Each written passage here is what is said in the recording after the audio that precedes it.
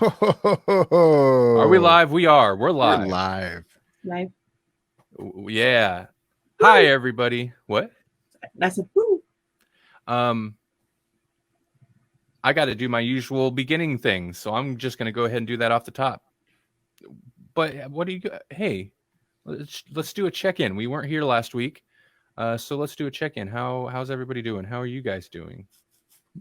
I'm good. I don't have coronavirus. Yeah, I'm healthy. I can claim that too. You think? You don't know. You're right about that, but I literally have gone nowhere. So, oh, that's a good point. So at this point, I would maybe know. I went to get ice cream. You went to get ice cream? Mm-hmm. I have not even, I haven't even done that, and I'm starting to get a little tetchy about it. It's like it's time to go somewhere, but I'm trying to be a good social distancer. Or whatever it's called. I've gone to. Hey, Savannah. Hello, Savannah. I've gone to Walmart about once a week. I go to Walmart and maybe the gas station. The gas station actually makes me more nervous than Walmart because here in the town that I'm in, if you go to the gas station, it's like there's nothing going on. It's just normal. Mm-hmm. Oh yeah, no, that's the scary part. Nobody's got gloves. Nobody's got masks. At least if you go to Walmart, people are nervous about it, but I guess they don't care about the gas station. It's very strange. More people probably use the pumps and go in and out of the gas station than Walmart on a regular basis. I mean, I could be wrong about that, but I mean, I would assume so. Of course, Nebraska doesn't have any, we're not under any mandatory lockdown. Right. We're not going to talk too much about this, everybody, but a lot has changed in 2 weeks though. But I was asking Melanie the other day, I'm like, why is that gas station? Why are they even open? They don't have to be open. The pumps are electronic. The gas station itself doesn't need to be open. And I get, if they can work, I guess they're making money. But Axton, what's going on? Holy moly. Anyway, we don't have to dwell on that stuff. We have other things to talk about. Yeah. I was just doing my regular pimpage, but yeah, I don't know. Yeah, I was actually telling Axton earlier. I was like, I haven't even gone through the drive-through, and partly that's my own thing where I'm like, I don't trust the people in this town to give me a burger that doesn't have any viruses on it. That's fair. I mean, especially I appreciate people kind of sort of trying to be healthy and wear gloves, but if you wear the same gloves the whole time, exactly, you might as well just be barehanded. Yep. Well, Melanie has gone to some places to eat, to some drive-through, and I was like, well, that can't be good. We had the same discussion. She's like, but the people had gloves on. I'm like, did people taking the money? Those same gloves that are touching everybody's cards and everybody's monies, and then your card, your money in your hands. But super fries are good. Super fries are good, but still. Hey, Paul. Hey, we got all sorts of people tonight. I'm excited about this. That's because none of them have anything to do. I don't care why. That's how we get you. We wait till you're locked in your homes. Awesome. Captive audience, I'll take it. So while I'm still doing a little bit of a wrap up on my behind the scenes pimpage, I can talk about what the plan is. I have a couple news stories. We usually do entertainment news. It's pretty much just like finding the scraps at this point, looking through my list of news sources and stuff that I have kind of amalgamated, aggravated, whatever, and pulling, so where I usually get all my news. There's a whole lot of what to watch. Check out these Westerns. Look at this group of movies. It's a watch along. There's a lot of that, which I get, but I'm like, that's not really, that's not news, but I get it. You gotta put something up.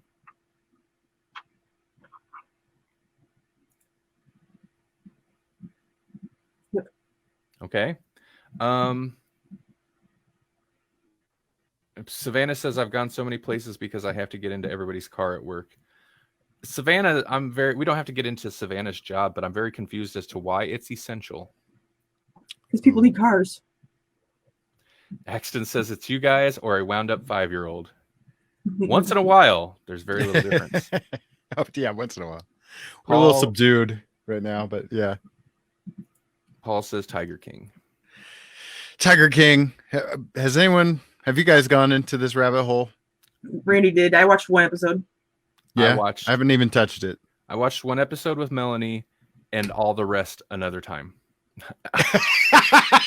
So you've seen it all already. I've seen it. I binged it in like one night, which is not something I don't really spend that much time binging stuff at this point, but it's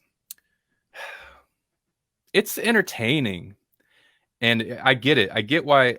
I don't really get all the hype, but I get it because it's a lot of very, very big personalities. And like when you break down what the documentary actually covers, it's all insane. So I get that aspect of it. Paul says it's a train wreck. Yeah, that's right. Savannah says it's great. She watched all of it. But it's a big part of it is it's well constructed. It's one of those. That's kind of the thing with like true crime documentaries and docuseries, I guess, is how well they're constructed. It's definitely set up to binge. It intentionally holds certain details back, till a later time so they can get that like head spin moment, like, what? Oh yeah. Yeah. So it feels it's I've mentioned this before about like like true crime podcasts like Serial. It feels manipulative. But at the same time, unlike Serial, where it's just like this kind of one case or whatever, everyone involved in this is insane. So it's like kind of like Duck Dynasty, like when Duck Dynasty was such a big deal. Is that why? I never watched Duck Dynasty. Okay. Maybe Duck Dynasty just kind of seemed like Rednecks. Rednecks is just a portion of this. It's just a small portion. Like, I get why Tiger King, Joe Exotic, is he's such an out there character and he's a real guy. So I get why that really people kind of latched onto that, because even with him, Redneck is just such a small portion. Yeah. Savannah says apparently they're doing another season. Yeah, I had heard something, and one of the people from it said there was a news article that Jeff Lowe, who's a person in this series, promises another episode of Tiger King, but it's like, I watched that show. I don't trust anything this Jeff Lowe guy says. I don't trust him. You can't trust anybody. So if it comes from anybody in the show, I don't trust it. Hey, we got another Jesse watching. Duck Dynasty spawned a beard revolution, though. Maybe, I guess. I don't know. I mean, if one good thing could come of it, that's probably it. Beard revolution. Paul says, I think statistically, Carol Baskins is now the most hated person in the world. That's up for debate. That's true. I guess I can think of a couple that come to mind that people get more heated about. It's the Carol without getting into it, because a lot of people haven't watched it. It's very interesting. And from what I understand, she is very upset about how the show portrays her, which is fair. I can't imagine why. I haven't watched a lick of it, and I know that she's terrible. I don't think she's necessarily terrible. I think she maybe isn't as fun, but I don't think what her goal is like a bad goal necessarily. Well, Savannah says the only sane character was the drug kingpin in Florida. Yeah, the drug kingpin, who is possibly the basis for Scarface, is the most sane character in this show. That's fair. How should I refer? We'll say Jesse G, because we got a Jesse in the comments. Hi, Jesse G. Tiger King has infected pro wrestling, and he's got a link. I'm not sure what that's in reference to. I have only seen the first episode, but I think Tiger King and wrestling go hand in hand. Probably. Pro wrestling, that isn't the WWE stuff. We don't have to get into it, but Axton confirms Jesse's comment earlier.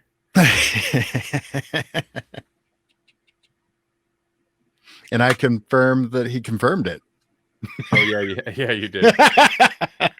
Savannah says she's talking about Carol Baskin. She's just as bad as the rest. Okay. I mean, I don't know. I'm just saying, if I were in the animal kingdom fight thing, I would be like, yeah, don't make them, pets and playthings. They shouldn't be there, wild animals.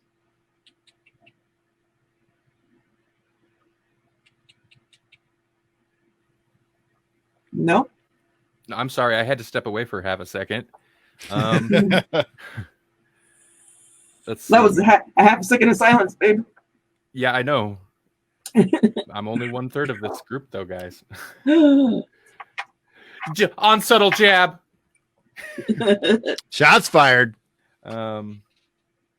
Is there talk about pardoning Joe Exotic? Probably. Our freaking president's a Hey. TV celebrity, so why wouldn't? That's true. Of all the people he's probably pardoned, Joe Exotic, at least on the face of things, kind of makes sense. But also he's gay, so that doesn't seem like a Trump thing. Yeah. No. Yeah. I don't know. And that's not getting into anything hot, any like controversial statements. Everybody knows. Yeah. Okay, well, let's move away from Tiger King. Although that's a testament to how ridiculously hyped up the internet is for the show, is that we mention it and we blew up for a second. People have lots of things to say about Tiger King. Savannah says, yes, Trump announced he is looking into the case. Really? Did he really? Oh my gosh. That's a TV thing. That's exactly what he would do. I guess you're right.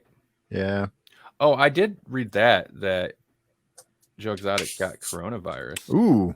He's an older guy and had a lot of drugs in his system. I can't imagine he's in great shape. That's probably not good. Yeah. Yeah, but I don't think they're taking especially good care of prisoners. Oh yeah. Well, and that I know that's hit here in Nebraska, where that's one of the ways it's been transmitted is through corrections. Mm-hmm. Oh, I bet. Savannah asked about Tales from the Loop. This is a show she had mentioned to me in messages. It's Hulu, right? Hulu or Amazon. Either way, I don't have that service, so I haven't watched it. Have you guys heard of this Tales from the Loop? Nope. I don't even know what it is. It sounds interesting. Sounds like it's got like a sci-fi premise, but from what I've read, it's not strictly like, it's still more of kind of a drama thing. It just has this sci-fi theme in there. And I don't know, it sounds interesting. I like a show that can kind of balance that, to have, I'm trying to think of something to compare it to where the sci-fi premise is like a backdrop or more of a vehicle for the human drama. Like Firefly? Maybe. Or Buffy. Maybe.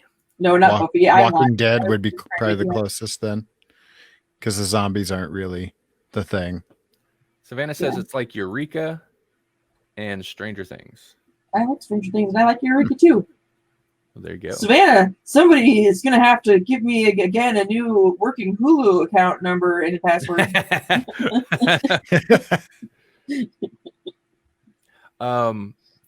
That does remind me, though. So something we've been talking about off mic is when we used to do Lunchbox, and we can also mention that too. When we used to do the daytime show, we started doing movie homework, in which every week we'd for the people, not just for us, but for you guys, for the people who listen, watch, we'd pick like a show, a movie or whatever, and to watch. And you guys are all welcome to then also watch that show or that movie. And then the next episode we talk about it, or the next week we talk about it. We've been thinking about bringing that up again. It's fun. So I'm open to suggestions. If you guys want to hit up the comments with a movie that is accessible right now, that we should watch, and maybe we can make kind of a review episode of it next week. You guys can join us and tell us your thoughts. Not Color Out of Space. I'm not watching that again until I'm allowed to leave You my just home. watched it. You don't have. You just watched it though. You don't. Have I know, to but I don't rewatch want it. anyone else to do it either. No, you watched it. Did you like it? I did. I really liked it, but Mhm. like the whole, I mean, without getting into spoilers, like the whole, like they can't leave and they're progressively getting kind of crazy and Mhm. you don't know what else is going to happen. Like the just dread of it. Yeah. I watched it on the worst possible day because I was already feeling all those things and it just like ramped me up. I was like spun out for the afternoon. And the only thing I could compare it to is like The Thing or The Mist or, you know, like a movie like that where like they're kind of stuck there. Yeah. Those both feel very apt comparisons. Except the Mist was like the heart-wrenching, horrible piece of crap. I mean, this kind of was too, but like in a good way. Good kind of heart-wrenching, horrible piece of crap. I love. We talked. I mean, obviously, we talked about Color Out of Space on one of the last Grawlix Cinematic Universe episodes of this last season. And now I need to go back and re-listen to it because I had to skip over all the spoilery stuff. And there's definitely spoilery stuff to be had with that movie. I guess unless you've read the short story, or the original story. I guess it's kind of accurate. I love that movie. I think it's awesome. It's so well put together, and it is very stylized. Visually, it's amazing. Yeah. Mhm. I'm not doing Outbreak, Paul. Okay, so Savannah, just because we don't need to do Outbreak movies. Savannah, Wreck. We could do Wreck. yeah, but we're probably not going to do Wreck either. Okay, well, move on. Savannah suggested Jojo Rabbit. I really want to see Jojo Rabbit. Is that streaming? Where's that at? You guys know what Jojo Rabbit is? I know of it. Yeah, that's the Taika Waititi movie. Yeah, that one would be fun. Is that the Nazi one? Yeah. Okay. But I'm betting you'd have to rent it at this point because it's gonna still be a rental pretty. Yeah. Amazon Prime. I'm not going to rule those out, but I do want to try to find something that as many people who want to watch it and join us next week. And are on unemployment. Amazon is free with Prime. I don't have Prime though. Amazon is not free with Prime. Amazon Prime costs money.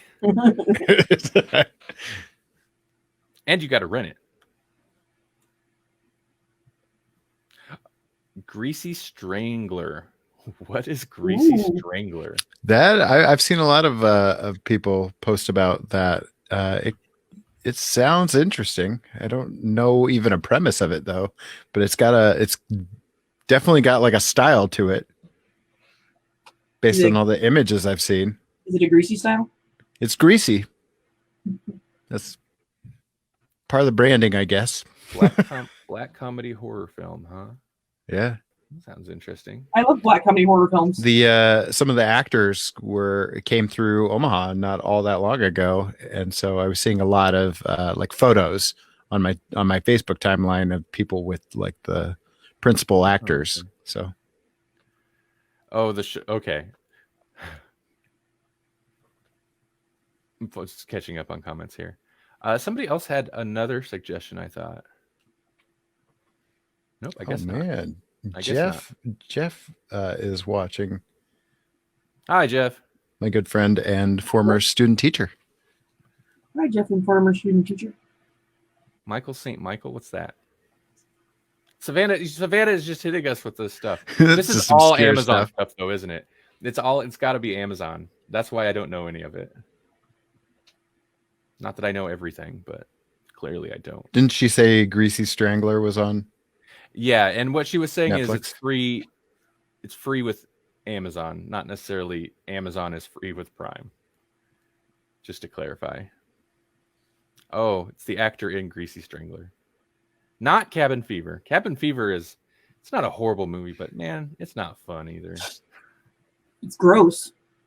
It's very gross. Although I get the point of cabin fever. How about this? Hey, Jesse, we're watching Hey. Cabin Fever. You better watch it for next week. No, you don't have to watch it, everybody else. Hey, now. We're going to make Jesse watch. Jesse, you have to watch Color Out of Space. I get that reference. The Thing, Cabin Fever, basically anything about being stuck in a place. Oh, good. Let's do that.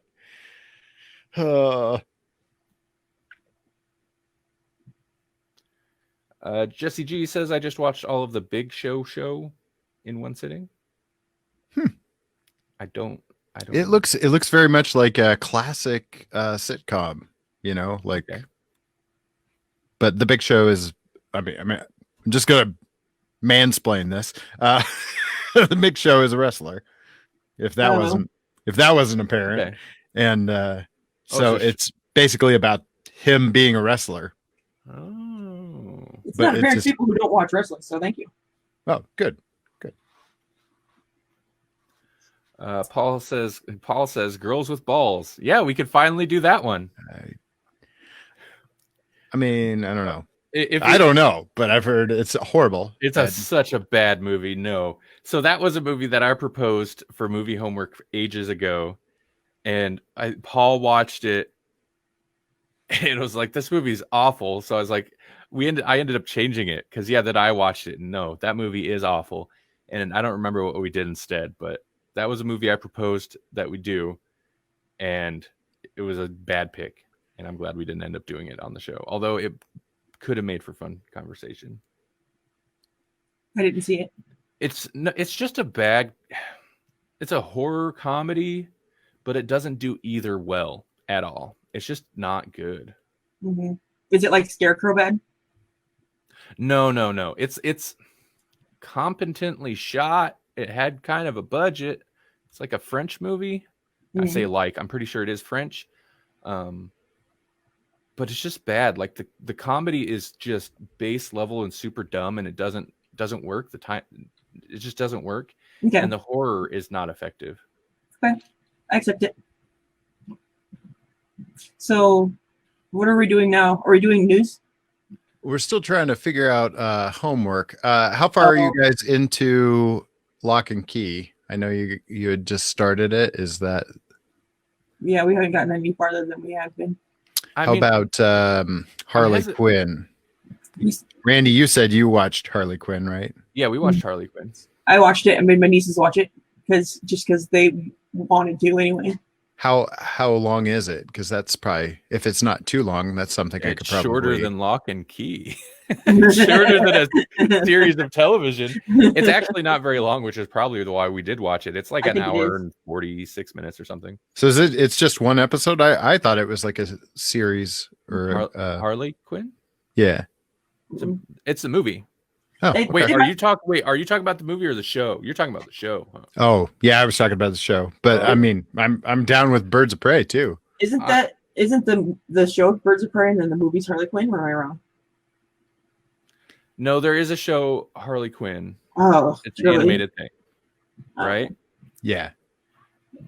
Birds of Prey.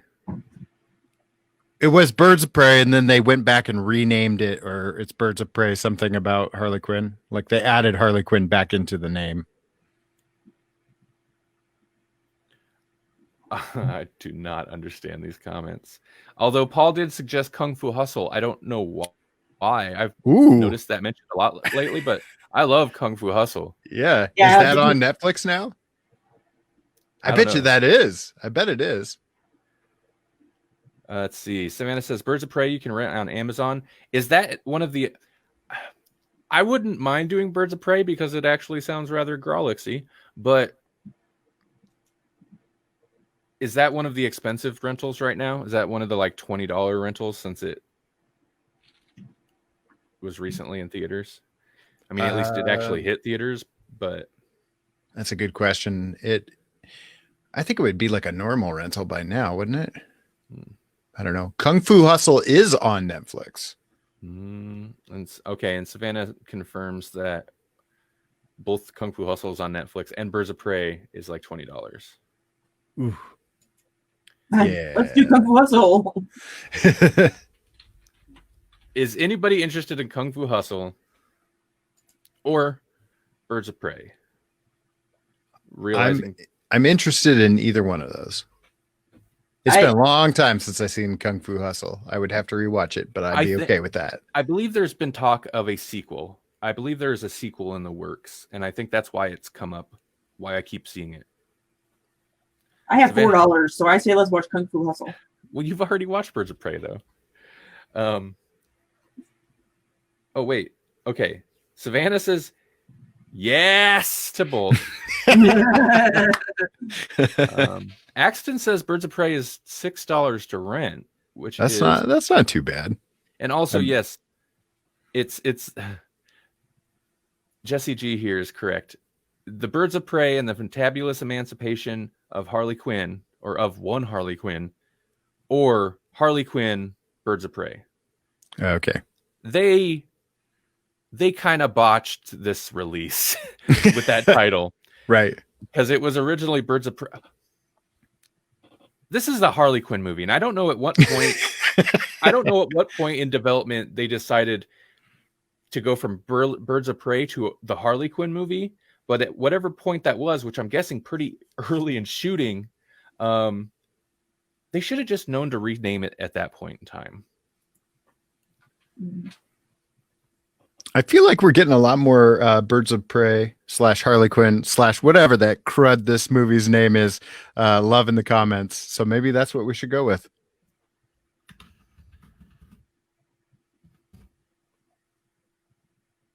Oh yeah.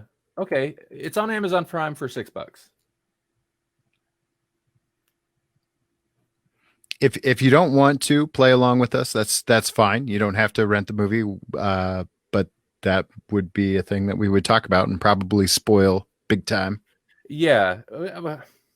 Spoilers aren't. Yeah. I mean, spoilers for any movie it's valid, but Birds of Prey isn't. It's not like a lot of twists, but okay. Okay. Yeah, let's do Birds of Prey. Okay. There's a lot of comments to those. We'll save Kung Fu Hustle for later, though, because that movie is a lot of fun. But please play along at home, Paul says. Yeah. That makes it more fun. But also, if you don't watch Birds of Prey, you can still... Yeah. You can still derail us via the comments. Mm-hmm. And it's pretty good. What? I think it's pretty good. Axton says it's also on Vudu for $6. I just muted myself for some reason. Okay. And Jesse G asks, ever seen Money Heist on Netflix or Future Man on Hulu? I've never heard of Future Man, I don't think. Money Heist, I've been meaning to because I hear it's good. The title is not great, but I hear it's actually a pretty good show. Feels a little redundant, doesn't it? Right. Seems real basic, but I've heard it's a good show. So,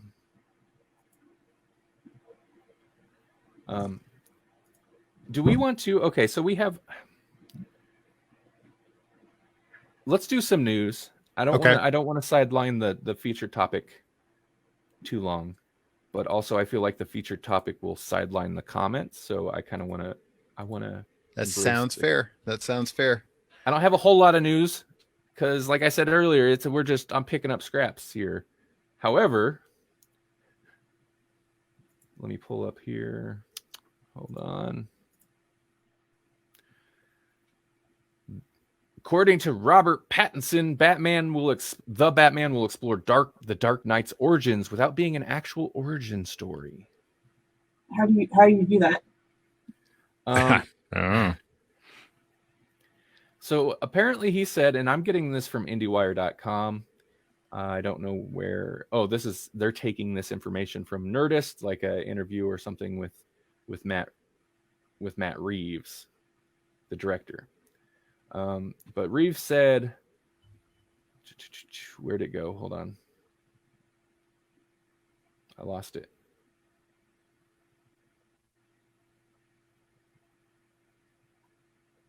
I don't know, but while you're looking for that, exploring the origins without being an origin story is like saying, I'm going to play in the toilet without going in the bathroom. I mean, it's not possible, right?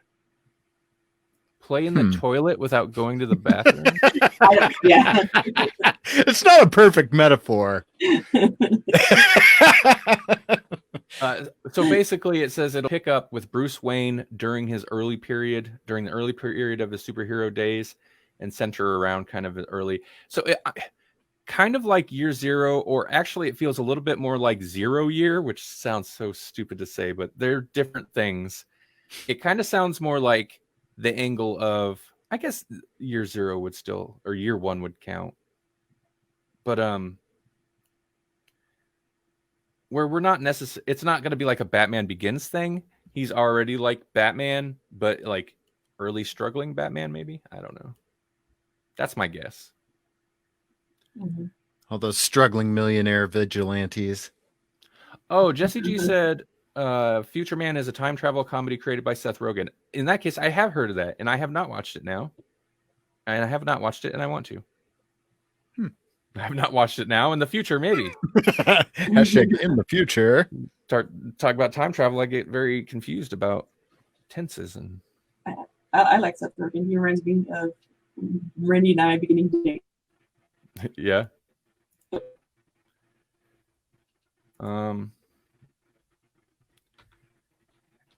Jesse G also says every Batman movie explores his origins. Kinda. There's I can't remember what it was, but I was watching some video where they cut together a montage of like every gunning down of the Wayne parents in TV, in movies and TV shows and animated shows. And it went on forever. And I'm like, no, yeah, we don't need it again. We don't need it again. Yeah. Paul says at one point they were talking about Batman Year One. I'm guessing. Oh, and then Jesse G says it's supposedly Year Two. Yeah, I'm guessing very early Batman stuff when he's. I want to see some Damian in a Batman movie. Dang it. Not until we have Tim Drake. I don't look like Seth Rogen, but I do remember that. You don't, but we thought you did. Sexy beast. Okay, here's a fun one. This is from Los Angeles Times. Real news. Real news. What? Real news. I bet it came from Twitter then. Yeah. Hulu to Parasite haters. If you don't want to read subtitles, learn Korean. That kind of makes me angry though, because I once had a Sublime album and I wanted to know what it was saying in one of the songs, and it said learn Spanish, and I was like, screw you, man, I know Spanish, I just don't know this much Spanish. And I never learned anymore. So it's a little different though, because it's not like you're like, I want him to now sing that song all in English. No, I just wanted them to tell me what the words said, so I didn't feel like a stupid person not knowing what I was saying.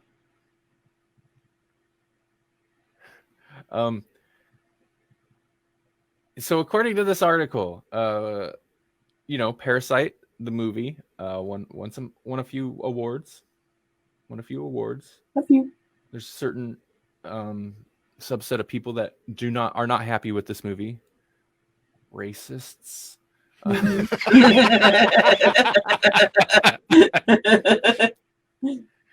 So anyway, so it's on Hulu now, and there's not an overdub version. It's just in subtitles, as the headline will probably lead you to believe there.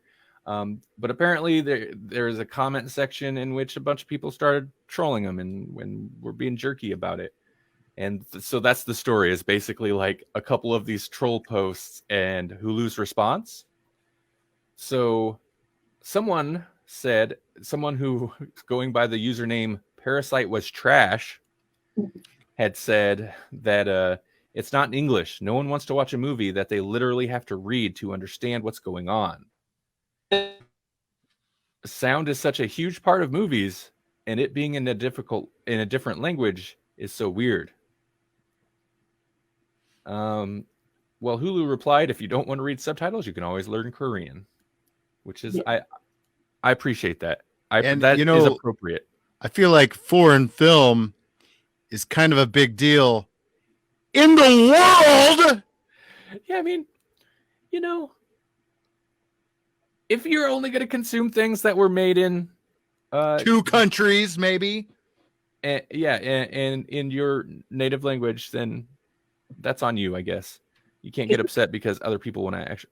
Melanie, you're roboting? What, you have stuff to say? I was just saying, if you don't want to watch subtitles, that's your prerogative, but you're missing out on so many good movies. Yeah. That was on Twitter. Oh, Twitter, where the news happens now.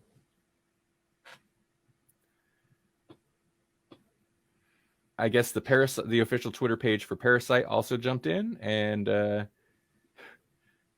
another user who said the movie was a pathetic movie, and the Parasite Twitter account said, or as we like to call it, Best Picture. And then Hulu jumped in. It won 4 Oscars. Okay, so it's basically like these brands are just like, it's what the internet does. Yeah. Brands aren't even immune to it now. It's just that constant like arguing between trolls and whoever else, just like back and forth. Brands are in it now. Brands. I don't know if I love that and other brands it. were like, yeah, and then they're like, no. It won like an Oscar. Like an Oscar. Yeah, but where's the white people? Yeah, so I don't know if I love this or hate it.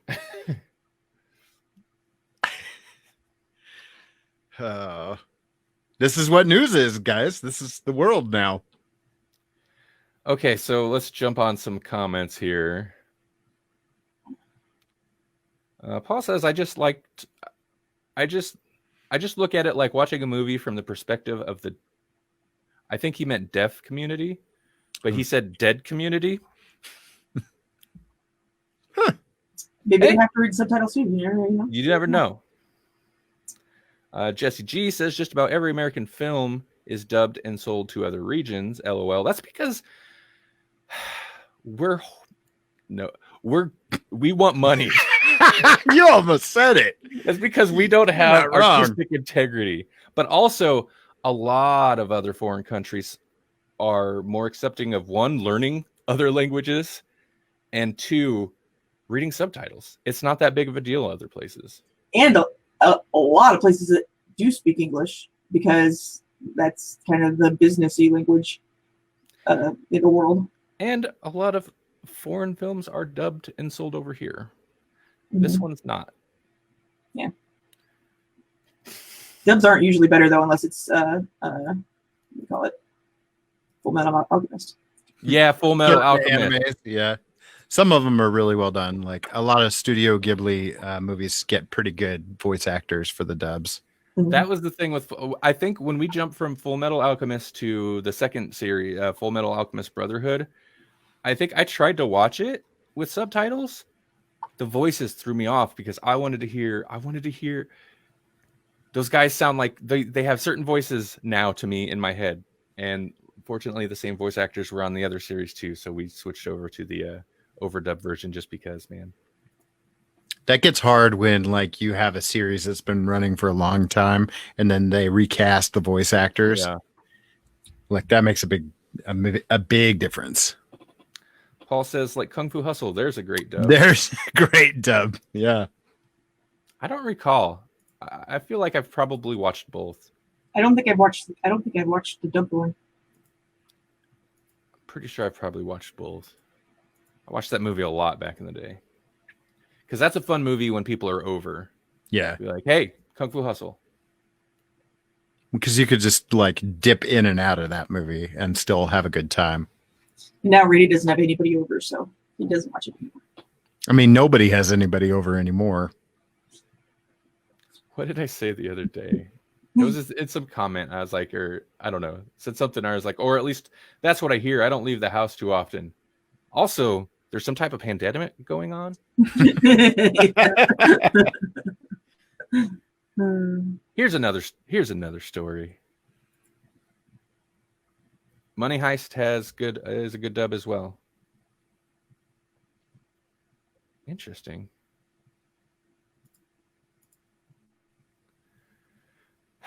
They're gonna remake The Others. Why? Anybody remember The Others? Yes, I do. Vaguely, yeah. It was good. It was a good, atmospheric, creepy movie from 2001, and there wasn't a whole lot of that going on. The early 2000s was like what do they call it? The torture porn kind of era started. Oh, the Hostel. Yeah, so that whole thing. This was a legitimately creepy atmospheric type thing. Pandemonium. Yeah, Oh, legitimately. I love Pandemonium. But anyway, I'm just confused by Paul's comment. Jesse G said, "You had a dream about The Others 6 months before it was announced." Okay, interesting. Wow, that's weird. I think The Others was great, and I don't think they should remake it because Nicole Kidman is the perfect crazy frigid B word to play that character. So there's not a lot to this story other than one thing that jumps out is that one of the companies involved is a subsidiary called the Remake Company. I wonder what they do. Oh God.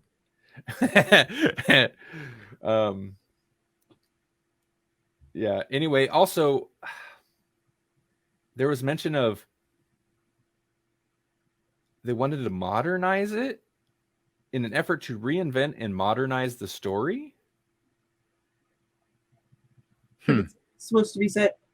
It's a period piece. Yeah. Are you gonna make it like now? I don't know. Like a Baz Luhrmann piece. But hey, Jesse, here's another one for you to watch while you're in isolation. Oh, good. Yeah. I mean, that is one thing to where, like, I mean, if they wanted to take that angle, like, you know, you got the paranoia and isolation going on now, I guess, but I don't know. Doesn't seem like you need to remake The Others. Whatever. Yeah. Oh, you can see my notes. Spoilers, folks. My clothes.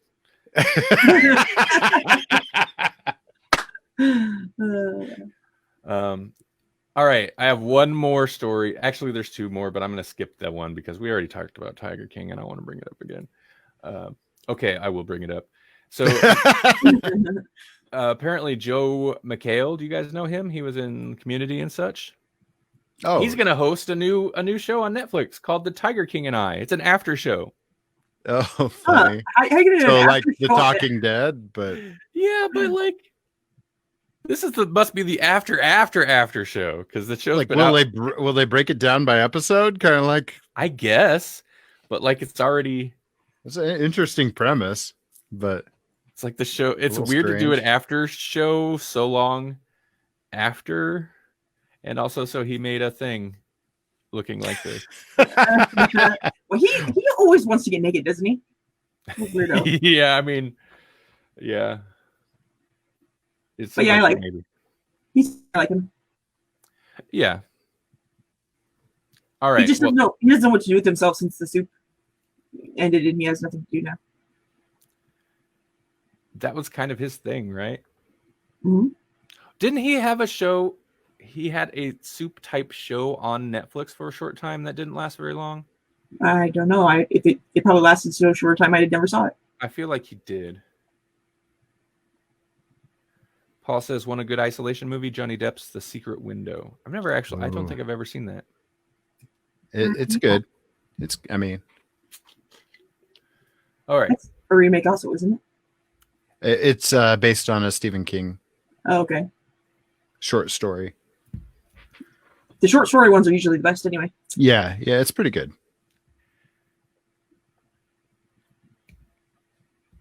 Justice League Cyborg. Oh, hold on. Joe McHale is good on The Masked Singer. Well, Jesse G, you and Paul can talk about that show.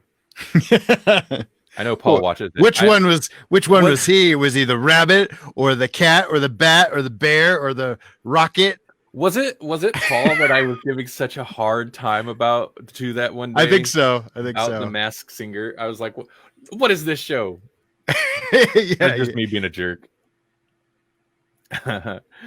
So, you know what?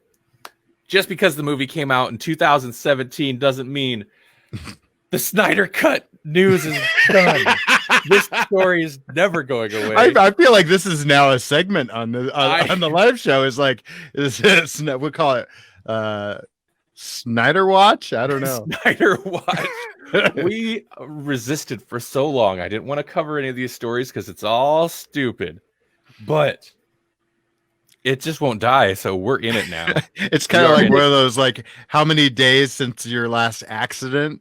Like, how many days since the last Snyder Cut news story? Well, let's see. I'm sorry. When I stop, I'm reading comments. So I'm reading comments and trying to process what the possible context could be because I'm lost most of the time. Well, because like our stream tends to be like, I don't know, delayed. So Slightly, yeah. So it happens for you. Then you start typing your content or your comment, and then we actually see that comment like 2 minutes after we've given up on that topic. That's not to say you shouldn't leave comments. It's just we might be lost. Yeah. So apparently the actor who played Cyborg in Justice League recently confirmed that the hashtag free the Snyder Cut Does exist. Jesse G says it's okay to ask questions about the comments. Thank you for your permission, sir. I know, but I don't want to. I feel like it can easily derail the show, but I guess so can sitting here and being confused by the context of a comment. So I'm just trying not to derail the show as I derail the show. Snyder Cut, it exists. The Cyborg actor says so. But maybe he's just trying to keep it irrelevant because he knows he's never going to get a Cyborg movie because that'd be boring. He's like, I really need a paycheck right now, and then you might have to do some more reshoots. The robot part of my brain can't forget. That movie came out in 2017. When that clicked, I was like, this has been going for what, 3 years? This is insane. God. He says, quote, and I'm pulling this from cinemablend.com, but I'm not sure where they pulled it from. If you guys check out the audio podcast of this episode later, I include links to all the articles in those show notes. He says, quote, we're at a point where we can acknowledge the Snyder Cut does exist. And if you speak to anyone that says it doesn't exist, then they are trying to troll you. So do not engage with them. Don't feed the trolls, end quote. I feel like we're being trolled. I think Cyborg just tried to hint that the Illuminati is real. Jesse G says he needs the Titans for a new movie. Yeah. Yeah. There's your Damien movie right there. Oh, I guess not technically Titans. That would have to be Dick Grayson. I just want a movie where there's a small child that is an assassin and as a billionaire that's how we get that's Cyborg's quote. Yeah. She wants a movie where there is a child assassin. Is that what she said? Yeah. That's what I said, yeah. Did you hear her normally? No. Okay, you were totally roboted out for me, Melanie. So I did not. I'm usually the Cyberman, so I could kind of decipher it. Yeah, child assassin. I speak Cyberman a little bit, just a little bit. I don't need it dubbed like these Americans do. Listen, you don't have to dub it. Can I at least get some Cybermen subtitles? Some cyber titles? Cyber titles. It would just look like DVD artifacts in the screen. Like, wait a second. What are those little dots? What are those little dots? That's not what I want. It's Braille. Yeah. Run your fingers across the It's screen. digital braille. Well, you can't see that. Wouldn't digital braille just be like Morse code or something? Digital braille would be like the oh man, I'm trying to think of a movie that uses it, where it's basically like that metal thing that people would Oh, put yeah. over their hand kind of thing. It's the little, they'd be like that. That'd be so boring. That was all visual, so that would make a lot of sense on an audio version. Speaking of cyborg, I watched this cool YouTube video not long ago where this guy who had, I don't know how, but he was missing his hand. So he had a prosthetic hand, and his normal hand that he had, basically like there's a little circuit board that would attach to, I'm guessing, to read some muscle flexes or whatever in his arm that would work as a grab. So that it became like a second nature thing to him. Well, apparently he got a new one. The old one broke, so he took the board out, used like a, I don't know, Arduino board or something to wire it up so that he could run that out to a synthesizer so he could control some parameters on a synthesizer, basically using his mind, because that's kind of what it felt like to him. He was a synth. It was amazing. That is pretty cool.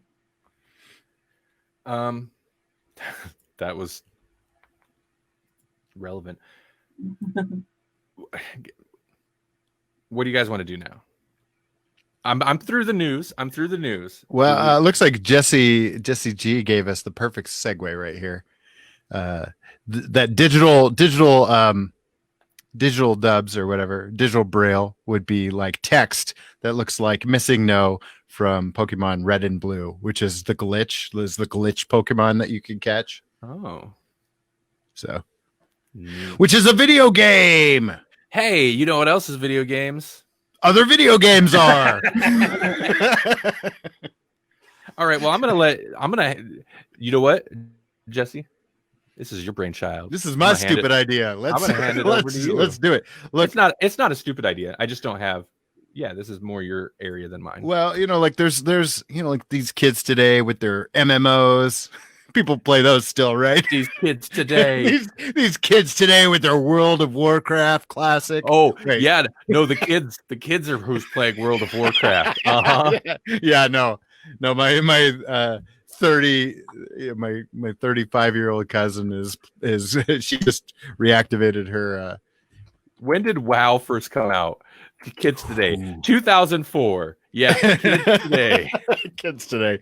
I'm just totally guessing at Christine's age off the top of my head. I should know the age of my family members probably. Jesse G's got this down. Hashtag Segway Master. Segways are cool. Especially when people fall off of them and then you can laugh at them because who falls off a Segway? Jesse. Yeah, I probably would. I had the Segway and then I crashed into a bus like this is Final Destination. That's a movie the kids watch. All right. Jesse G also says I still play Minecraft. LOL. Hey, I've actually that would kind of fit with what we're going to talk about almost. I've been thinking about playing Minecraft again. I've been searching for something like that. And just so you know, kids these days are still playing Minecraft. Which is they are. Oh yeah, they just got back on it again. They asked me if I could take the copy off of my computer and put it on their computer, and I'm like, I don't know that it works that way. Sorry. What about Roblox? Is that still a thing? They do still play Roblox. Yeah, I don't know what it is really, but it's like the trashy. It's trashy Minecraft. It's trailer park Minecraft. There's like our episode title right there. It's like Minecraft, but it's more than that because they can go in and make their own things and sell them to each other and create their own games and stuff like that. So it's like Minecraft with more. Like they get to create their own mods kind of thing. Yeah. So, yeah. So that's kind of that. I mean, like we're dipping our toe into the topic. Basically, we're home a lot, and I know there's all sorts of games that you can play with other people on the internet, but I don't do that. I don't play games with other people. I play games by myself in my own house alone, totally alone. And so I thought it would be fun to come up with a list of games you could play totally alone for hours and hours and hours, basically doing the same thing over and over and over. Doesn't this sound fun, guys? So we made lists like that. Of Puzzle games. Yeah, I was gonna say puzzle games because that's all I had down. So I hope that was what you guys did. But yeah. No, I specifically puzzle games, just because that's what I've kind of been dipping my toe into lately. Was that and like card games that you can play online too, which I could actually play against other people. In fact, I know that Randy actually has a copy of some of the games that I have, but I haven't actually bothered to play against people. Should play some what? Gloom. Jesse got me a digital copy of Gloom, Melanie, so you don't have to. I don't have to keep harassing you for it. Yeah. Oh, Axton, that's my jam. I've actually kind of had to take a break from Skyrim, but I was on that for months. 70 some. Yeah, 170 something mods. I'm gonna have to, when I go back to it for my next playthrough, I'm gonna have to scale back some of those mods. Anyway, puzzles. Yeah, so puzzles. How do we want to start? Do we want to go through? I have a list of 4. So if we want to like alternate between us, maybe you like I know you might have how many you got? I've got 5, and then I've got one that maybe counts. I don't know. So that would be maybe 6. Well, you go ahead and what's that, Melanie? I have 15. Holy moly. Wow, Melanie is the overachiever as usual. So before the stream, I was like, all right, we got our lists, and Melanie's like, what list? I was like, a list of puzzle games. She's like, I can't find it. I'm trying to write a new one. Now she's got 15. She's got 15. Did you ever stop writing that new list? That's what she's been doing this whole time. We thought it was because her internet connection was bad. No, she was actually still looking up games. No, my internet connection is bad. I just you guys disappeared for a minute, so I don't know what you were saying. Oh, okay. Well, in that case, we'll see, we can still go around, but Melanie, when it's your time, mention a couple of them. Mention a few of them. Okay. Throw out a few every time. Okay. So, I mean, since this is my wacky idea, I'll go ahead and pick one right off the top. And since we kind of dipped our toe into the idea that there's card games, I'm going to list the one on my list that is a card game. And it's actually I actually owned it as a physical card game first, but you can get it. You can get it as a physical card game. You can get it as a mobile game on your phone. I'm pretty sure it's for both. Like if you have an Apple phone, iPhone, whatever those things are called, or an Android, whatever the kids are using these days, to call people, right? And play games. They're not using their phones to call people. No. It's called Onirim, and I love it because it's got like a crazy art style. I actually was introduced to this game at a convention because I draw this little like shadow demon-y little guy in a lot of my Zentangles, and one of the people that were coming by the table saw it in each of my Zentangles, and they were like, "Do you play this game?" And I'm like, "What is this game?" And it's basically a solitaire game, but it's got a really cool artistic element to it. So each of the cards has got like these beautiful little paintings on it, and basically you have to like it's I don't know what to compare it to, but you have to do certain cards in order. Like you have to get 3 cards in a row in order, but you have to alternate the symbol. Like it can't be 2 symbols in a row, and so that's the puzzle, is that you've got to get 3 cards in a row that are all of the same color, which would be like a suit, and they can't have the same symbol on them. And when you do that, it unlocks a door. So it's very lock and key-esque.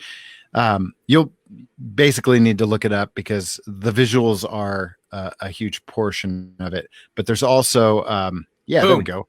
So there's also different expansions that have come out. And I bought the big box set. You can kind of see the box art right there. And it's super fun. And in the most recent expansion, they even created these weird little, like, I don't know, they're almost like golems or artifact creatures that live within this realm that the game is played in. And they're just super crazy. Like one of them's called the Squirrel Spies is one of the cards. There's Chromatic Chaos, which has got all these like colored snake heads on it. So each of the cards is it's just bonkers and awesome to look at. And you can play it. You can play it on your phone. You can play it as a card game. You can play it on Steam. And it's free to play on Steam. So it's also a good one to kind of open with. If you want the expansions, those will cost you $1 or something like that. But again, you can play the base game by itself on Steam for free. And it's pretty fun and definitely a time waster. Or I mean, I enjoy it. So it's not a waste, but yeah, you're going to sink some time into it because you're going to be like, first you got to figure out how to play it. And then you got to figure out, so there's these little monsters that will like take away your key or take away your cards or take away one of the doors that you've worked hard to get. So, but Onirim, that's my first pick. It's a fun one. All right. Melanie. Yep. You hit us with a few. Okay. I'll do Tetris. Oh, Tetris. Yeah, you can get it on your phone too. Yeah, you get Tetris on everything. And then there's also like puzzle blocks or tangrams. They're all similar. Those are all similar ones, where it's basically shapes that you have to fit together or move, in certain ways so that you can fit things through them, or one of the two. But they're shapes, and it's puzzles with shapes. That's mostly what those are. There was actually a Tetris game, a video game came out not long ago. Tetris 99. That was actually that's actually on my list.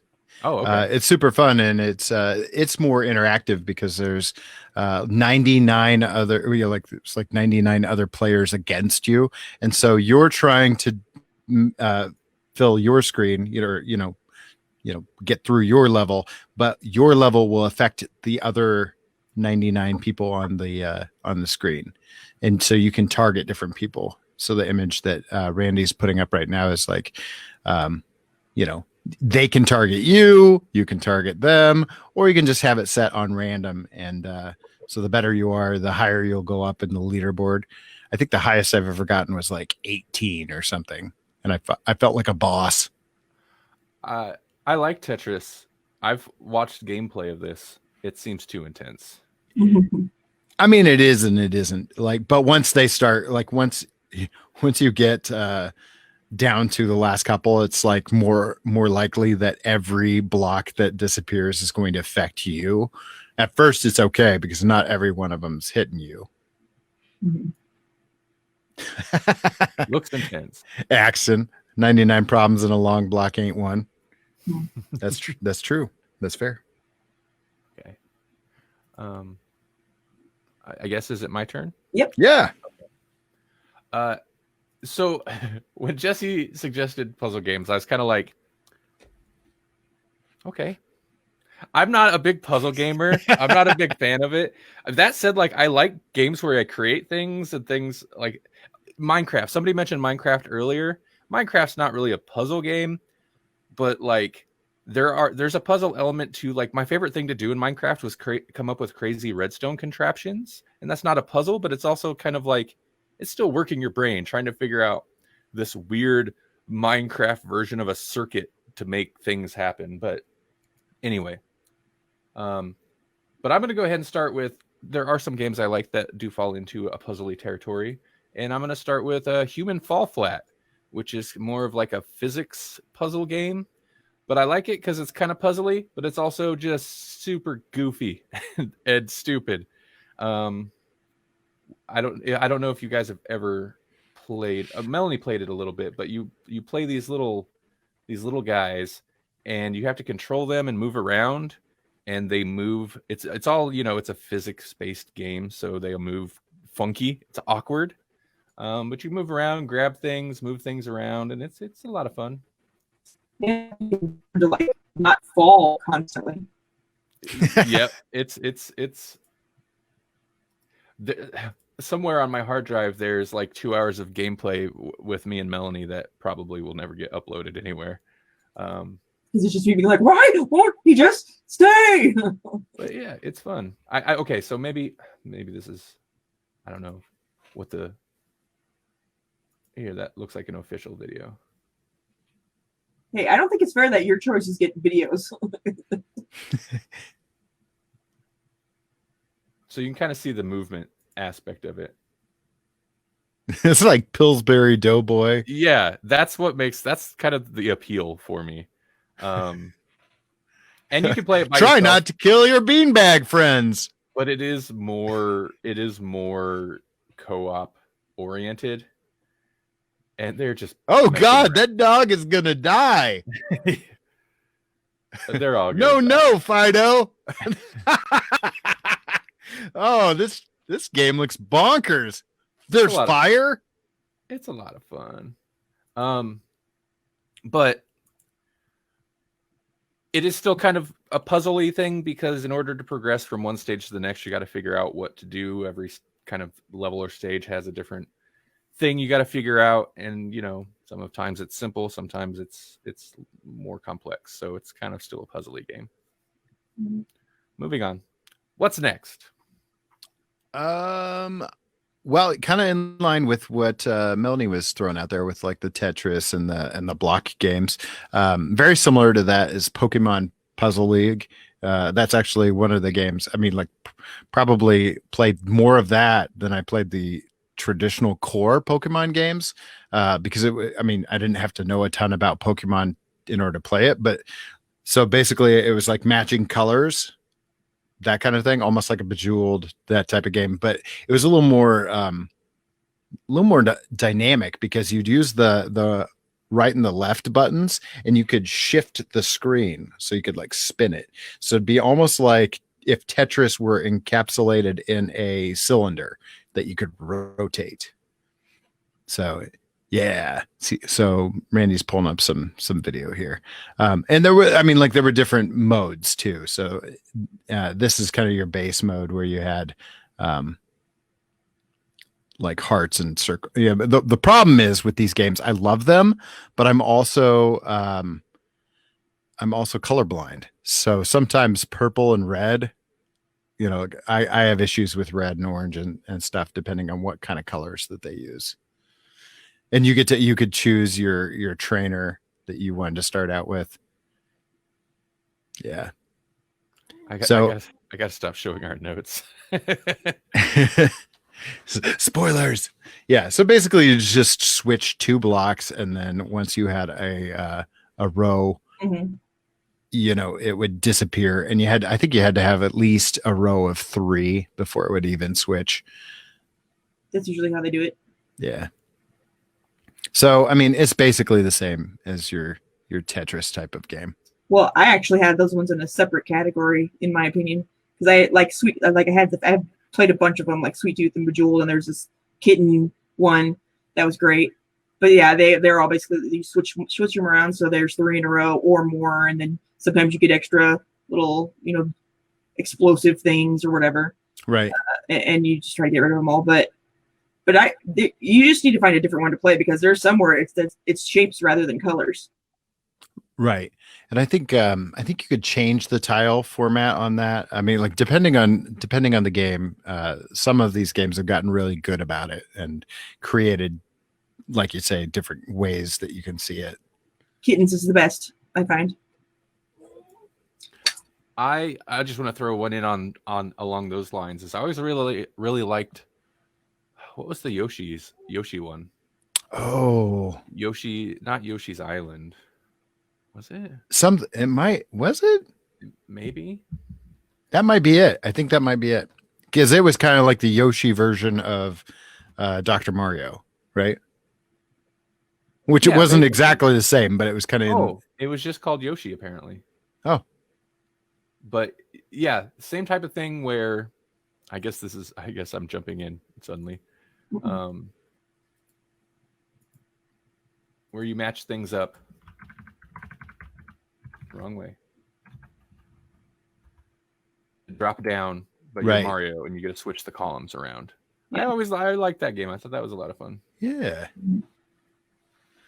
They're easy to get lost in. What's that? I said they're easy to get stuck in. Or lost, whatever. Accent said Wario's Woods. Okay. Yeah.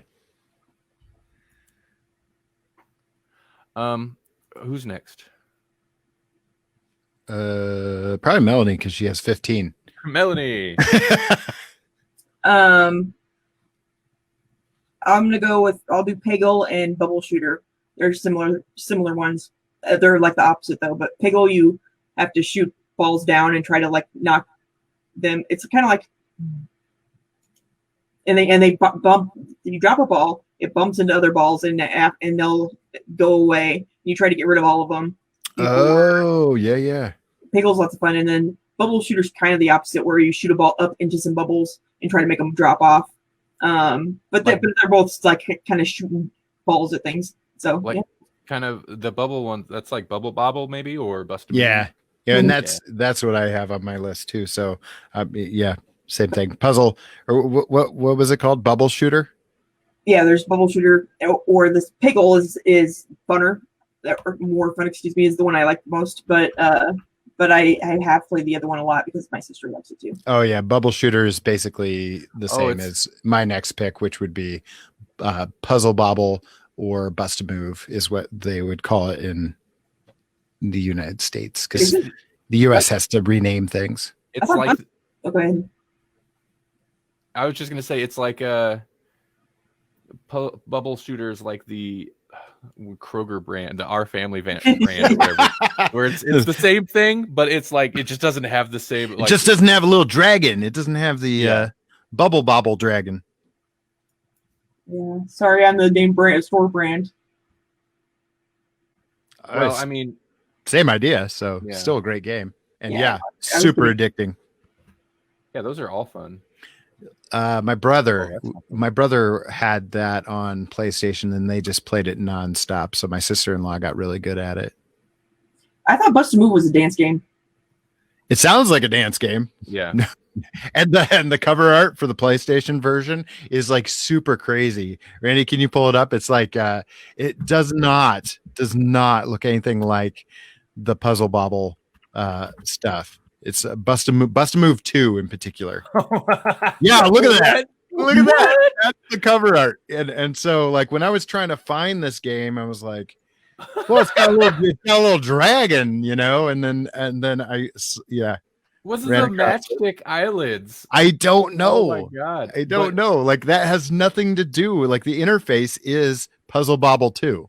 But it's the little dragon that has the little bubble shooter. And it's cutesy, but they like 90'd up the cover or something. Yep. So addictive, it should be illegal. And then you put the disc in and play the game, and it's just shooting bubbles up into the air, matching colors. Those bubbles have men that are being tortured with. I mean, like I guess. I love this. I just found the episode cover artwork. That's amazing. Yeah, no, we played a lot of that. That was a game that I was really bad at because of the colorblind thing. Yeah, that's all color, isn't it? Yeah. All right. My next one. I'm gonna go with again, a little bit different, but definitely still a puzzler. Portal 1 and 2, 1 or 2. I don't think I've actually I don't think I played Portal 2, but it's super fun too. Yeah, Portal. You might actually like Portal 2 even better than Portal 1 because the robot, it's like after you win Portal 1, like everything's destroyed and she's super resentful, the AI is. So it's like Portal was in the almost clean version of the simulation, and then this is like what if the simulation was more post-apocalyptic and more like deteriorated and yeah. Yeah, I mean, that sounds awesome.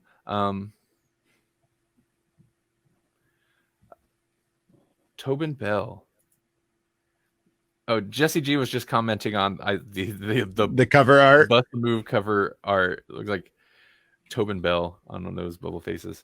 Yeah, I don't have much to say about Portal. It's Portal. Everybody knows Portal, but Portal's fun. It's awesome. The cake is a lie. Yep. Okay, so I'll shift it over to Jesse. Okay, so what do I have left? It looks like I've already done Pokemon Puzzle League. So I'm down to I'm going to use my honorable mention here, and this one's questionable if it's actually a puzzle game, and that's Pac-Man Championship Edition DX Plus, which is basically, I mean, like why I think this kind of ties in with puzzle games is that the way that this one runs, you can play it in different scenarios. So depending on which game mode you get, it could be you could be playing Pac-Man in the dark. You could be playing Pac-Man not to like get all the dots, but to get like a certain number of fruit before you can exit the stage. And every time that you eat like one of the power-up items, it changes where the dots are and kind of the sequence that you it's all pattern recognition to play Pac-Man, and it's the same kind of deal here. So it's like it's almost like a puzzle in that you want to hit it in a certain sequence, otherwise the game gets a lot harder. Yeah, I would say Pac-Man is a puzzle game to begin with because it's like a maze and yeah, like you said, like patterns and stuff. Right. So yeah, Pac-Man is a puzzle game. All right. Yeah, that's interesting. I hadn't really thought about that, but yeah, it is a maze, and there is an element of it's amazing. All right. Melanie, hit us with some. Okay. I'm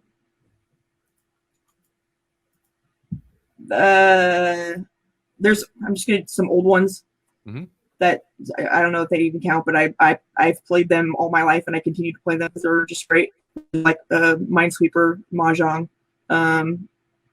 those kind of games. And then I've got Sudoku and Nonograms. I love Nonograms. This is so fun. Sudoku. That, yeah. That's a puzzle game, isn't it? Oh, yeah, definitely. Okay. Well, I like those ones. And then 2048, which is kind of new. But it's like it's got blocks that have a number on them. And then you have to like move them so that it's kind of like Tetris. You drop like a 2 next to a 2, and then they moosh together and turn into a 4. So then you drop a 4 next to the 4, and they moosh together and turn into an 8. And your goal is to moosh all the numbers together so that it's 2048. But it doesn't always work that way. Super mathy. Yeah. Oh, so kind of like a along the lines of a Sudoku. No, it's not the same. Whatever. I'm not saying it's the seppuku. Yeah, that's how I feel with these games. They just make me feel dumb. Yeah. Well, try Nonograms. Those are fun too. What is that? What is that? It's where it's got a grid and it's got numbers on the side. And so you have to fill in the blocks with those numbers. So like if it says like 12, 3, and 5, then you have to have a set of 12 blocks and then a set of 3 blocks and a set of 5 blocks. But you have to, they have to line up with the down rows too. So the down rows and the horizontal and the vertical have to line up so that they all fit together. And then at the end, it makes a picture. It's great. Okay. And then word games. I've got Word Womp and Word Blitz. Anything where it's like a kind of like a word find type game, Mm-hmm. But you have to find like as many words as you can out of the letters that are there.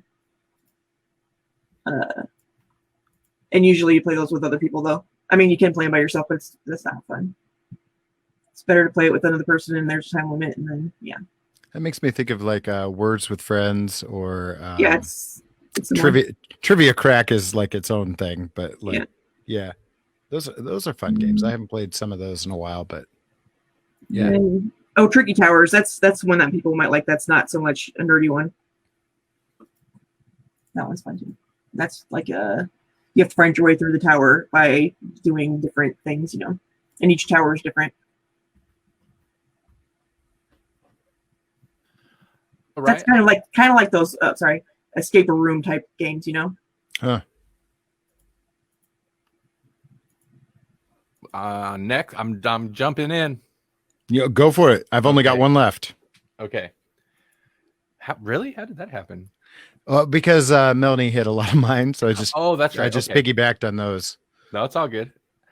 So I'm gonna go with my least mainstream pick, Might and Magic Clash of Heroes, which is definitely not my normal type of game. But this was a game, and Melanie reminded me of it. Just last night, Melanie? Mm-hmm. Yes. So thank you. But I used to play this game all the time on the Xbox, on the 360, because they released it. It was one of their games with gold free games they released at some point. And I'm like, Might and Magic, I ain't playing that crap. But eventually I gave it a try, and man, it's a lot of fun. It's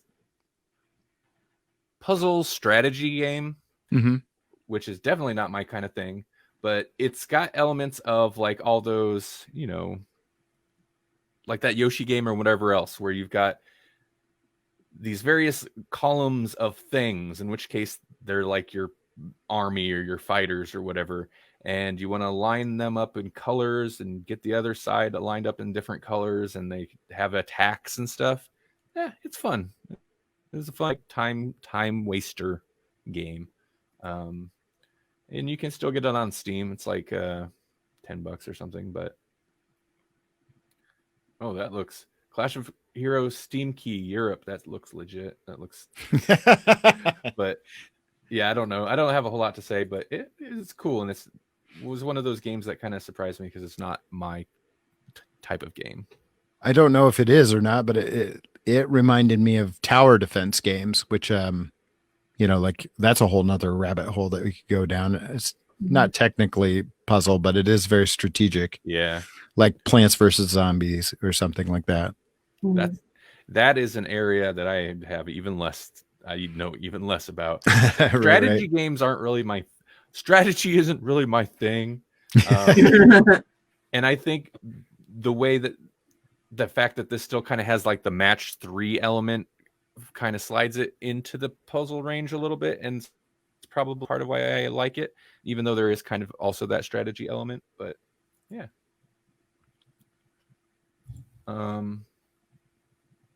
All right, who's next?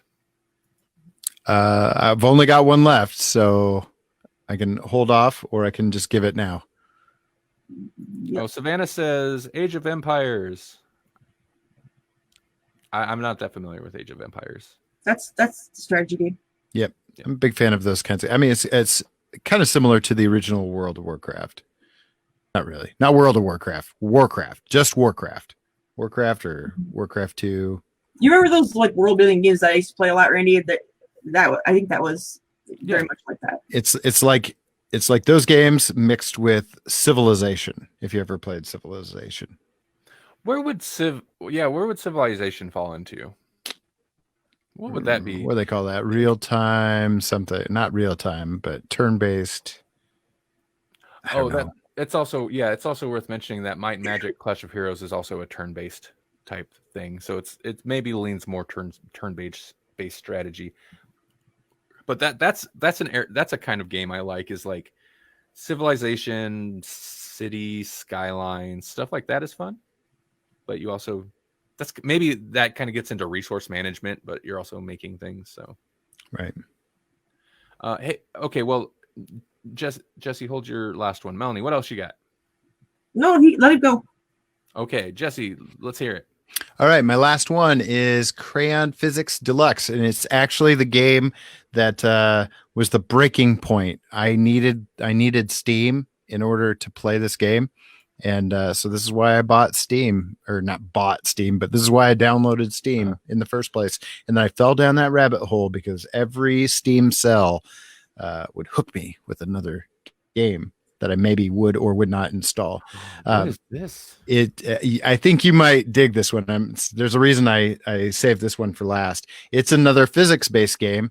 I don't know if you'll be able to find some good video of gameplay, but it's basically like, what if Harold and the Purple Crayon were a game?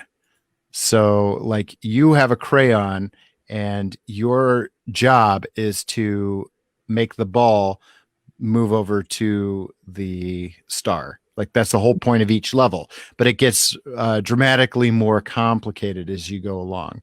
So you draw a thing, it becomes real, it interacts with the world, and your goal is just to get the star. So sounds super duper basic, but as time goes on, the physics get crazier and crazier. Like you start creating pulley systems, you start creating ramps, you start creating all sorts of stuff. Yeah, that looks awesome. And it's super fun. And so I dipped back into that game recently. And you can just play. I mean, you just play for crazy amounts of time. Yeah, I'm gonna have to check that one out. Yeah. So as we're watching the video right now, and so it's like showing a pulley system with like you draw a counterweight on one side, and then it drops like it pulls a car up off of the ground. There's also these like rockets that you can interact with. So, yeah. Okay. I just want to play around with it.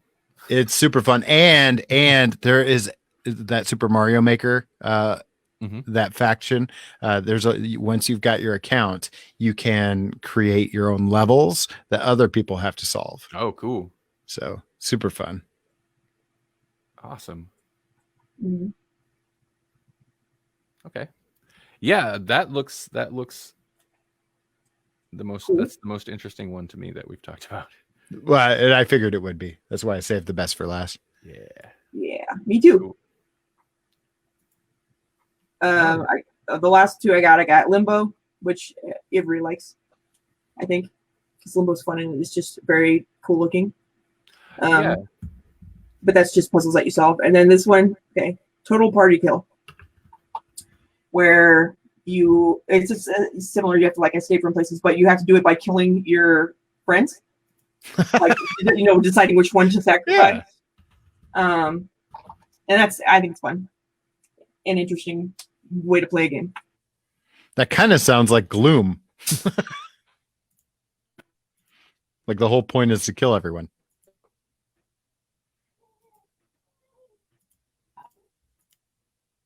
Cool. And then Limbo. I mean, people probably know Limbo.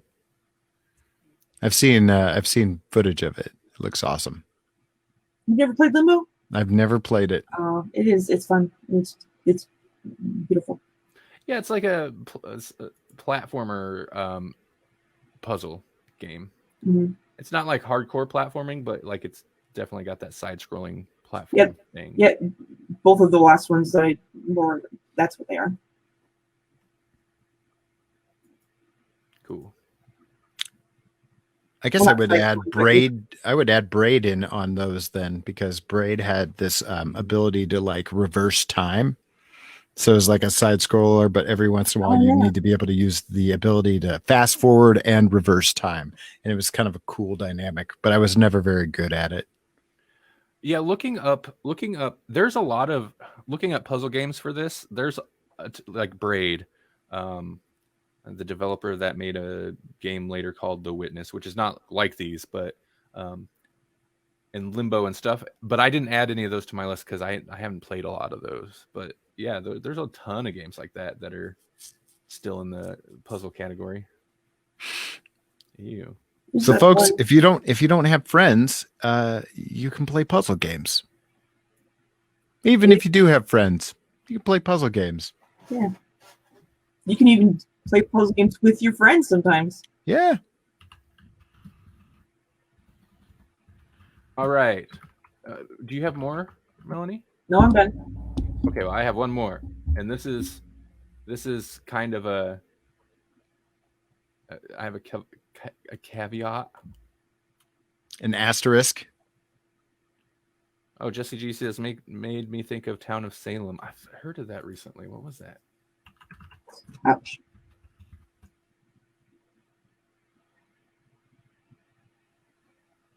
Oh, interesting. Okay. Online multiplayer role-playing strategy game. Okay, anyway. My last pick is Super Mario Maker 2. Yeah, yep. Because I don't want to save that. Get out of there. Stop trying to save things. Okay. People don't need screenshots. It's Mario. You know what this is. Now, obviously, this is not really what you'd think of as a puzzle game, but community made levels. There are a ton of super cool puzzle levels people made, because there are some clever people that figure out how to do things I could never figure out. But yeah, there's some awesome puzzle, like the one single screen puzzle levels. The most entertaining to watch on YouTube, because I don't own a Switch, so I don't even actually play this game, but I watch it all the time. Troll levels. Modern troll levels are just super complex puzzle levels. It's just they kill you before showing you the answer to how to like get to the next part. So there's like a troll element to it. And also the timing is usually pretty comedic. But yeah, I just want to throw that out there. Savannah says, "Ooh, I have a Switch. I want it for this one game." Right. But yeah, I mean, it's Mario. You can make levels, but there are enough tools in there. You can kind of do, I don't know, like people are pretty good about figuring out how to use the mechanics and the items available to do some pretty impressive things. And a lot of those impressive things are puzzle levels. Yep. Oh, I can borrow it if I share the game with. I will buy this game if I can borrow someone's Switch. Sure. We'll talk later. That's all I got, though. That's the end of my list. It's a long episode, guys. yeah. This actually stretched out a lot longer than I thought it would. We usually don't have so much. I mean, we have a lot of viewer comments, but not as active at the beginning of the show. And I appreciate it, guys. Yeah. No, I like that really energized us, because we were kind of low key when we came on. I'm always low key. Low key. So what are we doing next time? All right, so the movie homework is for this time slot next week, right? Or next episode, whenever that is. Yeah, whatever makes the most sense. Yeah, probably. That makes the most sense. Gives everybody a week. Oh, Jesse G says Savannah invited you on. Well, good. Yeah, thank you. Thank you for coming. Spread the word.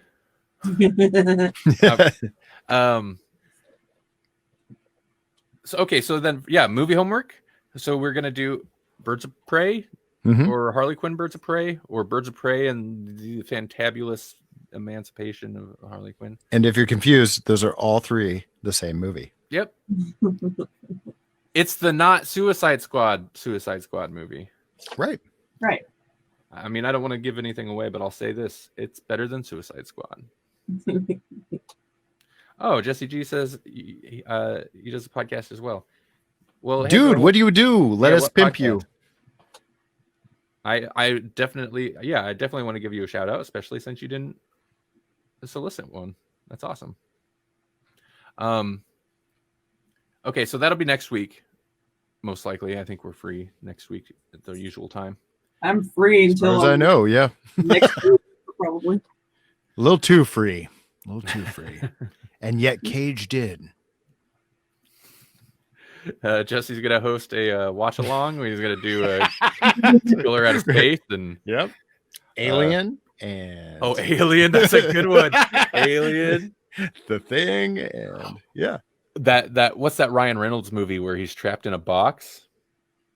What? Was that Ryan Reynolds? I'm not sure. I was thinking Amityville Horror. Wasn't he in one of those? Oh, Jesse. Sorry. Here, I'll put it up on the screen too. Jesse G does the Messed Up Wrestling Podcast, a pro wrestling discussion pod. Oh. Awesome. We know some pro wrestling podcasts. There's a lot of we dabble in those. Nerd podcasts and pro wrestling podcasts. We're all in the same community. We all run in the same circles. Which is weird, but true. Yep. What was I saying? Oh, I was trying to antagonize you with the Kevin. Oh Costner. yeah, different kinds of movies where I could just go slowly crazy. Phone booth. Oh, Does that count? That sounds Colin wonderful. Farrell stuck in a phone booth for the whole movie. Oh God! I think Oh this my should be- God! I Oh think this should be our list for next episode if we do a list. no! Yeah. Confinement movies. I'm not claustrophobic that I know of, but I might become claustrophobic. Jesse in cages. It's a Jesploitation Oh list. no! The same squared circles. Okay. Well, thank you, Jesse G. Okay, yeah. So movie homework. Next episode, Facebook. Facebook.com/Grawlix podcast, where you can usually find us. I also post this. If you're not on Facebook all the time, I post this as it goes live on grawlixpodcast.com/live. It's on that page. And we'll be talking about Birds of Prey. And I will maybe not have so much movie news lined up because this went way longer than we usually try to go. I don't remember because it's been like 2 weeks, but did the Covert Nerd episode drop the last time that we did this? I don't remember. Yeah, no. Yeah, I Yes, think you episode? mentioned it, but I don't think it had dropped. So I listened to it. It was a fun episode. Those are always fun episodes, but you guys dug deep on some pretty fun Nintendo games. So that's kind of a fun. That's part of the reason I thought of this was that I listened to that episode. So, yeah, Covert Nerd is a podcast that Jesse and I have both been on several times, but it's hosted by Lee. Lee's a great guy, and I was on again. I believe it was the 4th time, and he usually invites me on to talk video games, which is always welcome. And we talked about our top 3. We each picked our top 3 favorite Nintendo Entertainment System games. Can you dig it? Paul says. Warriors, come out and play. I had to watch a movie just because of that. You know that? What movie? The Warriors? Warriors? Yes. Okay, I thought so. I was like, wait, did you have to watch another movie because of that Warriors reference? No, I had to watch that one because the reason I had to watch it was because of that reference and I didn't get it. Remember? Yeah, kid, you dig it. But I'll have what is it? Covert whatever. I'll have a link somewhere later on the podcast show notes where you can check out that episode that I was a guest on, Covert Nerd. Good fun. I also was on a podcast yesterday, like last minute. I was on with Lee Searcy. So that's where the connection is. And that I don't know when that will go up, but I mean, you can find it online. You can watch the live playback on Make Eternia Great Again. And so whenever that goes up, it was actually supposed to be a panel that Lee Searcy came up with for Grand Comic-Con Volume 2, and they weren't able to get that many panels. They weren't actually able to stage that many panels that year, so they just hung on to it. And so we listed it was like the top whatever bonkers characters of the He-Man like throughout their history. Like some of them were like original concept designs for toys, some of them were actually on the television show, and and so at the end we played a game because all these He-Man things have faces, and so the game was like, does it have a face? And that got ridiculous. We had a lot of fun. Got a little loopy towards the end. I am so lost in these comments. I don't understand the last 4 comments. What's going on there? I don't know. I'm not sure where it starts. We got Mega Man. Tell me you did not just say that, LOL. I have a particular set of skills. Will you find him? What is going on in the comments? They've created their own puzzle game, and we are the ones that have to figure out the riddle. So here's what's gonna. It's kind of like in the future we're gonna do a live show. We're just gonna have you guys just have comments, and then we're just gonna read them. It's gonna be like a weird version of the AI dungeon game. Less sensical. Oh man. Okay. Also, are we good to confirm the lunchbox? I think so. Yeah, it's on. Yeah, as far as I'm concerned. Yeah. Melanie's Monday. still good. This Monday, we're gonna go old school, and by old school I mean the last summer. We're gonna do a live show in the middle of the day, and we're gonna go back to where we started doing our live shows, just for that, just because it's the lunchbox appropriate. Castbox. Yes. So I will have I don't know if I have the same redirect open anymore, but I will have a link for you guys. But we're gonna go back to Castbox. It's basically this. You can comment, except it's on Castbox and it's audio only. Right. No video. I mean that's the platform's really why we started doing these shows. We just jumped over to video because the audio only, the Castbox was a little glitchy. But we're gonna try it out again. And what time? What time was it that we used to do it? Was it?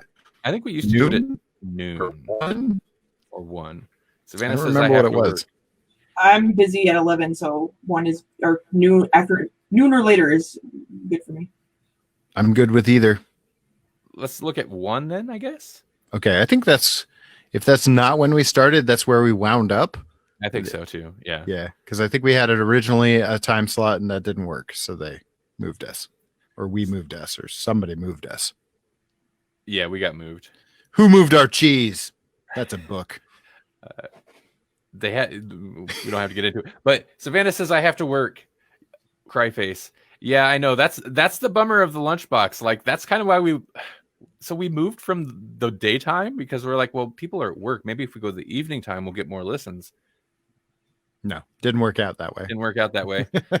But that's okay. That's why it's a bonus. We're not going to replace this slot right now with that. It's just a fun thing since a lot of us are off of work right now. So we're still can going to actually plan do on it. being here next week. So that this is safe, but we're adding this too. Yeah. Just for this next week. We can't promise This one, we can't we can't promise an ongoing like two weekly live streams. But, No, I have to work from home, but Monday I'm off, so I get to do what I want, and I want to have Yeah. lunch with you. So I'm going to set up the redirect. I'll go ahead and tell you the redirect now. I don't know if it's set up yet, but I will. It'll be grawlixpodcast.com/lunchbox. One word, lunchbox, and that'll take you to where you can catch the stream.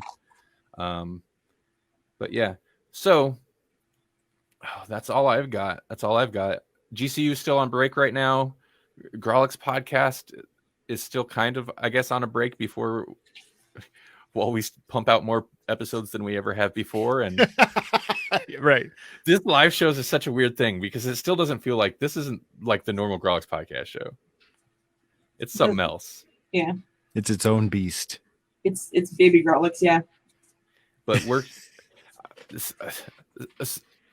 has been way crazier for me since COVID-19 broke out. So I haven't had the time I might have expected I would have to work on episode 100. But unfortunately, I do kind of I feel like the pullback is coming. So I might have more free time going forward. I don't know. Because the people are running out of money. Yeah. People are running out of money, so they can't afford to have everything edited and produced. Yep. That's all I got. All right. Well, then I think we're done. This is huge. Huge. what's huge? It's almost a double length episode. Yeah. All right, everybody. I'm not editing this. This is good. Oh God, this is gonna be such a sloppy episode to listen to later. It's live, but it's not live. It's replay live. This is gonna go up pretty much as is on the audio form, and it's gonna be so horrible to listen to. I'm sorry. All right, everybody. I've been Randy. You can catch me and this show and more of this stuff at grawlixpodcast.com. It's GRAWLIX podcast.com. And or you can check me out. Hey, I'm on Twitter at Randall Sylvie. It's spelled like you see on the screen there. Audio listeners, sorry. Or go to randallsylvie.com. Anybody want to pimp through? Jesse, you got a pimpage? I just remembered a very important segment. But Jesse, first, you got pimpage? Was it Cartwheelspodcast.com. I'll do something with that. Yeah. I'll do something with that sooner or later. I've got ideas. Now I just got to make them happen. And so I'm throwing it out there. Maybe I'll feel guilty. I'm shameless though, so probably not. Melanie, I almost forgot. What? What should people be amazed about? All right. This is Melanie's segment. No, well, I don't know if I've done this one or not because. Do it again. Okay. But let's see. What is it called? Nuclear electric resonance has been discovered by accident in Australia, but it's basically they can control the nucleus of an atom with crazy precision now with that, and so that's going to lead to breakthroughs in like they for scanning human bodies and making quantum computers and just a whole bunch of things, and that's super exciting, and so you should be amazed because we live in the future. You posted another thing that that I thought was crazy. Was the brain stimulation experiment revealed relieved depression in nearly all of its participants. I feel like that could be pretty useful as we come out of the apocalypse. It can, but they actually I mean it's still good news, but it was a really small study size. So until they have corroboration, I'm not going to get too excited about it. Right. But still, yeah, that's good because I'm a depressed person most of the time, so that's going to be awesome if it's real. Me too. We're all actors. The secret is we're always despondent. That's my secret. We're always despondent. You wouldn't like me when I'm despondent. You wouldn't like me when I'm malazed. Oh. All right, everybody. Hey, stay safe. If you're feeling cagey, watch Cabin Fever and Color Out of Space. Color Out of Space. Oh God. The Thing and then we could form a Color Out of Space support group.